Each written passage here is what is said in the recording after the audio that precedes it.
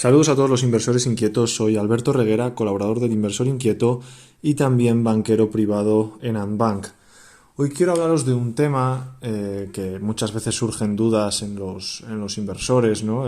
¿Por qué su fondo de inversión o sus inversiones en fondos de inversión no tienen la misma rentabilidad que tiene el fondo en sí, ¿no? Muchas veces podemos ver que cuando miramos la rentabilidad del fondo o de un fondo durante un periodo, esta rentabilidad no es la misma que ve el inversor en ese fondo, ¿no? ¿Y por qué es esto?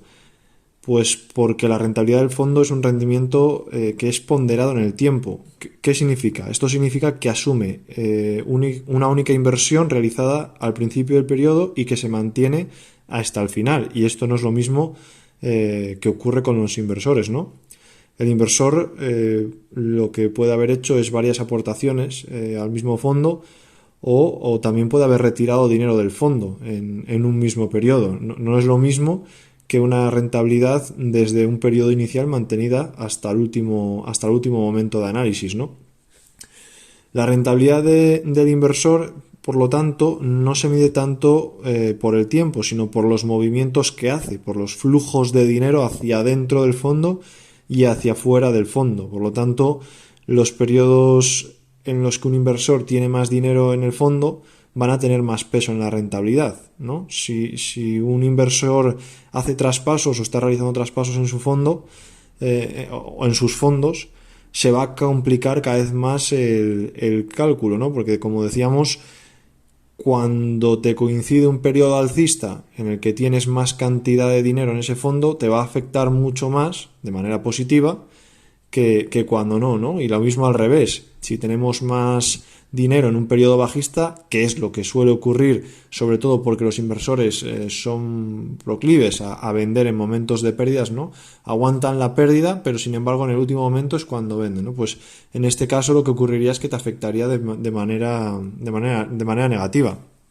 De hecho, según un estudio, uno de los últimos estudios de lo que ocurre en el mercado americano, en el mercado estadounidense, lo que se muestra es que los inversores en ese mercado, invertidos en la bolsa americana, ganaron aproximadamente un 6% anual en los últimos 10 años, contando del 2022 hacia atrás. Y esto es un 1,7% menos que la rentabilidad total que ha obtenido los vehículos de inversión que invierten en esos mismos productos. ¿Esto qué quiere decir? Pues que ganan más los fondos, en este estudio, según este estudio del mercado americano, ganan más los fondos que el inversor que está invertido en los fondos. ¿Por qué ocurre? Pues lo hemos dicho. Se debe a compras y ventas mal programadas, es decir, a compras y ventas mal hechas. Lo estaba comentando antes un poco por encima. ¿Qué ocurre muchas veces? Pues que el inversor cuando cae aguanta la caída y al final acaba vendiendo en el último momento, ¿no? En lugar de esperar a la recuperación. De hecho, esto es lo que está costando, según este estudio, una quinta parte de la rentabilidad de lo que habrían obtenido si únicamente estos inversores pues se hubieran limitado a coger un fondo de inversión y mantenerlo en el tiempo, es decir, sin haber hecho cambios en momentos principalmente de caídas. Esto es, al final, pura psicología. Viene de los nervios o de la dificultad que tienen los inversores para controlar los nervios en periodos convulsos y acaban vendiendo con pérdidas sin ningún tipo de justificación, porque si hay una justificación fundamentada sobre que una estrategia no es correcta, pues tiene sentido deshacerse de esta estrategia, aunque sea un momento de pérdidas, ¿no? Pero vender únicamente porque el fondo en sí o la estrategia en sí está en pérdidas, pues es algo que no tiene sentido en sí mismo, ¿no? Y lo mismo en periodos de gran euforia, que aquí el fallo viene por otro lado, y es que al final el inversor, sobre todo el inversor minorista que no está bien asesorado, suele llegar a subirse en los fondos de moda en el peor momento, ¿no? Cuando ya gran parte de la subida está hecha. Esta actitud, que por otro lado es tan humana y difícil de controlar para el inversor particular, la verdad es que, y nosotros lo vemos cada día, esta actitud causa de verdaderos estragos en el patrimonio de la gente. En alguna ocasión, hablando de estos temas, surge la duda de si los fondos indexados, los fondos de gestión pasiva, son mejores o capean o sirven para capear este tipo de inconvenientes, porque al final tendría sentido razonar que un fondo de gestión pasiva, por su propia definición, no tiene gestión, por lo tanto el inversor tampoco va a intentar hacer gestión ninguna con él y va a comprarlo en un momento y va a mantenerlo hasta el vencimiento. Pero según este mismo estudio, lo que estamos viendo es que la brecha es incluso mayor. Es decir, lo que pierden los inversores respecto a los vehículos es todavía más, y es porque, aunque los fondos sean de gestión pasiva, los inversores no. Los inversores sí que hacen movimientos, y de hecho también influye mucho la gran moda que está habiendo por la gestión pasiva, que lleva a que haya mucho más movimiento y traspaso entre fondos, y como ya hemos visto, esto es una de las principales causas, tanto en la gestión activa como también en este caso en la gestión pasiva, de que los inversores no logren capturar toda la rentabilidad que tienen algunos de los vehículos en los que ellos invierten, ¿no? Entonces, ¿cuál podría ser la forma o cómo podríamos hacer para mejorar nuestra rentabilidad como inversores? Un inversor tiene que tener en cuenta que las rentabilidades nunca se van a ajustar de manera perfecta, de manera exacta, a las rentabilidades totales de los productos, porque pocos inversores pueden comprar y mantener durante un periodo indefinido de tiempo, ¿no? Pues lo que es habitual. Cambian las circunstancias personales, o porque se obtiene o hace falta dinero, ¿no?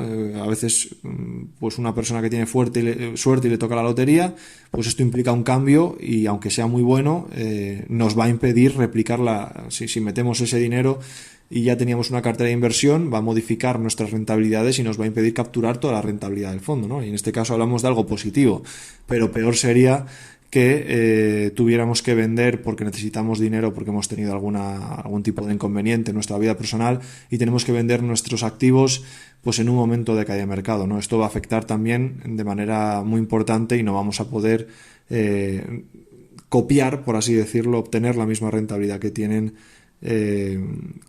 los índices, ¿no? Pero hay opciones de mejorarlo, ¿no? Y ya podemos intuirlo por lo que estoy diciendo, ¿no? Por dónde van a ir los tiros.